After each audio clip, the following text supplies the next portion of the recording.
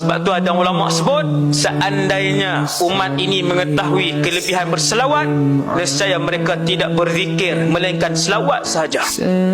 Salahkah selawat sahaja sehari semua sekali? Tak salah.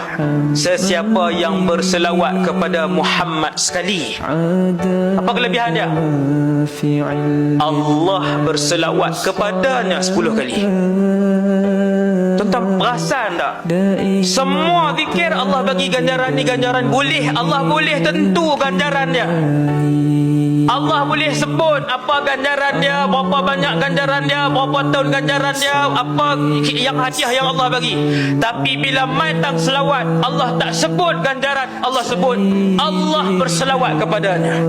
Tak boleh nak sebut ganjaran dia. Maka Allah mengambil tempat untuk memberikan ganjaran itu dengan Allah berselawat kepada orang yang berselawat kepada Nabi sallallahu alaihi wasallam. Betapa selawat itu tidak dijanjikan oleh Allah dengan kelebihan dapat yang ni, dapat ni, dapat ni, dapat ni. Allah nak bagi kita fikir, aku tak sebut kelebihan yang boleh diberikan, melainkan kelebihan itu hanya boleh diberikan dengan aku menyebutkan aku sendiri berselawat kepada orang yang berselawat itu. Itu kelebihan dia.